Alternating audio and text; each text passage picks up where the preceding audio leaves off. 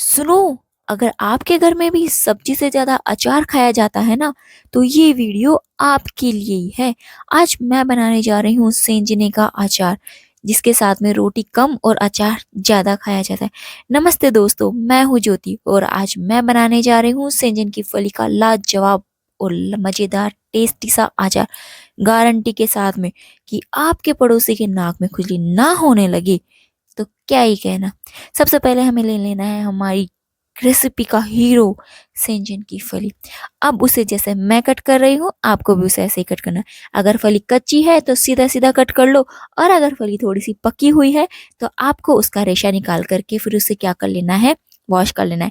ये देखो मेरे हाथ में देख रहे हो ना, ये रेशा है जो फली के ऊपर आता है धागे के रूप में। आपको उसे छोटे छोटे पीस में कट करके, जैसे मैंने काटा है वैसी तरीके से आपको कट करना है। पूरा आपको उसे छीलना नहीं है। दो पार्ट में करना चाहो तो आप दो पार्ट में कर लो, अगर सिंगल गोल रोल में रखना चाहो तो आप उसमें भी रख सकते हो। सबसे पहली बात, अचार बनाने के लिए जिसका भी आप अचार तैयार कर रहे हो उसे आपको अच्छे से वॉश करना है, ताकि उसमें बिल्कुल भी गंदगी ना हो। मैंने इन फलियों को 2 बार पहले ही वॉश कर लिया था, ताकि इसके अंदर मिट्टी थोड़ी सी भी ना रहे। लेकिन अगर मुझे ऐसा लग रहा है थोड़ा इसमें मिट्टी हो सकती है, तो मैं फिर से इसे क्या करूंगी, वॉश करूंगी। मैंने सारी फली काट ली है, कुछ फली मैंने सब्जी बनाने के लिए रख ली है। आप देखो सारी जो फली है, दोनों का ही कलर चेंज हो गया है। रेशा उतारने के बाद में एक डार्क दिख रही है, दूसरी लाइट दिख रही है। अब चलो चलते हैं किचन में। मैं वॉश करके ले आई हूँ। मैंने जो ये पानी गर्म किया है, ये उबाल आने के बाद में मैंने क्या किया था, गैस बंद कर दिया था। यानी कि मैंने फली जो है उसे उबाला नहीं है, सिर्फ बहुत ज्यादा गर्म पानी में डाल करके मैं क्या कर लूंगी, इसे बाहर निकाल लूंगी। आप कोई भी अचार अगर बनाते हो तो आपको उसे उबालना नहीं है, उसे पकाना नहीं है, सिर्फ गर्म पानी से वॉश करो, ताकि अचार जो है वो लॉन्ग टाइम तक चलेगा, लॉन्ग टाइम तक स्टोर रहेगा। ये अचार बनाने का दूसरा टिप है, जो हमारी दादी नानी क्या करती थी, यूज करती थी। वो कभी भी अचार को बॉईल नहीं करती थी। इससे क्या होता है, अचार जल्दी से गलता नहीं है, खट्टापन उसमें जल्दी आ जाता है, और साथ ही साथ लॉन्ग टाइम तक वो कम से कम ही 10-10 15-15 केजी का अचार तैयार करती थी घर में खाने के लिए। और आराम से 1.5 से 2 साल तक वो अचार चलता था। वो यही रीजन था। ये है मेरे साथ में पुदीना, क्योंकि मैं सेंजन की फली के साथ में सेंजन की लीफ भी लेके आई हूँ साथ में। उसका भी मैं सुखा करके पाउडर बनाऊंगी। अब मैंने दादी नानी की रेसिपी की बात करी है, तो दादी नानी जो थी वो हमारी बनाती थी अचार, वो बनाती थी लोहे की कढ़ाई में। वो क्यों बनाती थी वो तो मुझे नहीं पता, लेकिन वो ये बोलती थी टेस्ट बढ़ जाता है। साथ ही वो बनाती थी सरसों के तेल में सब्जी भी सरसों के तेल में बनाती थी, लेकिन अचार स्पेशली वो सरसों के तेल में ही बनाती थी।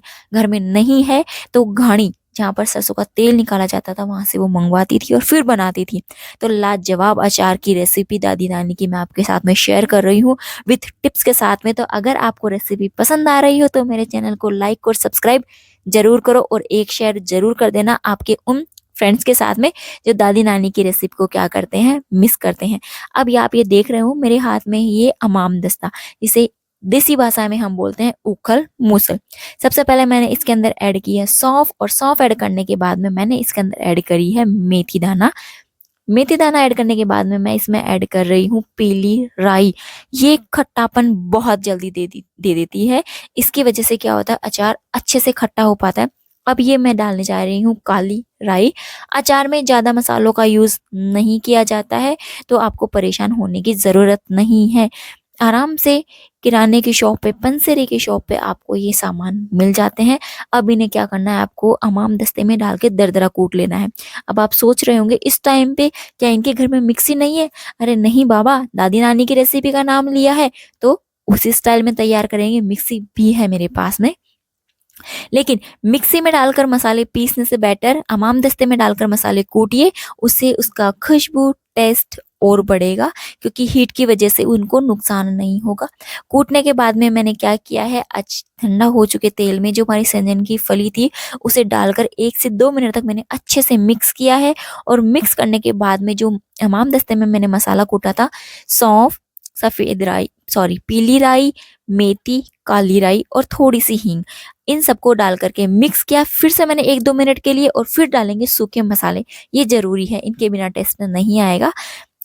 अचार में नमक जो है वो थोड़ा सा ज़्यादा चाहिए होता है, इसलिए थोड़ा ज़्यादा, थोड़ी सी राजस्थानी है तो तीखा हम थोड़ा ज़्यादा खाना पसंद करते हैं, इसलिए थोड़ा सा तीखा, कम तीखा खाना पसंद करते हो, नमक और तीखापन आपके अकॉर्डिंग है। थोड़ी हम इसमें करेंगे ऐड हल्दी। हल्दी अगर स्ट्रोंग है तो उस अकॉर्डिंग डालिए, क्योंकि फिर उसकी स्मेल निकलने में थोड़ा टाइम लगता है, पकने में। पक जाती है, ऐसा कुछ नहीं, नहीं पकती, लेकिन इंस्टेंट यानी कि 3 से 4 दिन बाद खाने लायक नहीं होता है वो। कम से कम भी आपको 15 से 20 दिन लगेगा उसे पक के तैयार होने में। अब हमें क्या करना है, सेम वही प्रोसेस, मिलाने वाली प्रोसेस। दादी नानी जब अचार बनाती थी तो उस अचार को कम से कम 1 से 1.5 घंटे तक धीरे धीरे करके चलाती रहती थी, मिक्स करती रहती थी, गरम नहीं, ठंडे में, ताकि क्या हो, मसाले धीरे धीरे टेस्ट छोड़े और जिसका अचार बना रहे हैं वो उस टेस्ट को सोखे।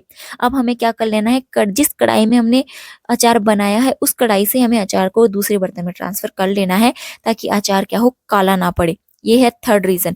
फोर्थ है कि हमें क्या करना है, इसके अंदर खट्टास डालने के लिए मैं विनेगर ऐड कर रही हूँ, क्योंकि मैं इंस्टेंट अचार बना रही हूँ 5 मिनट वाला। दादी नानी इसके अंदर विनेगर ऐड नहीं करती थी, वो नेचुरल तरीके से इसे खट्टा होने देती थी। तो आप भी नेचुरल तरीके से अगर चाहते हैं खट्टा होने देना, तो कम से कम आपको 5 से 10 दिन का इंतजार करना पड़ेगा अचार खाने के लिए। और अगर आपसे इंतजार नहीं होता है, 2 दिन बाद में ही आपको खाना है, तो आप मेरी तरह विनेगर ऐड कर दीजिए। अब मैंने कम से कम इसे 2 से 3 मिनट तक अच्छे से मैंने इसे मिक्स कर लिया है, और मिक्स करने के बाद में हमारा जो अचार है वो तैयार हो चुका है। आई होप रेसिपी आपको पसंद आई होगी। अब हमें इसे क्या कर लेना है, सीधा डायरेक्ट कंटेनर में स्टोर नहीं करना है।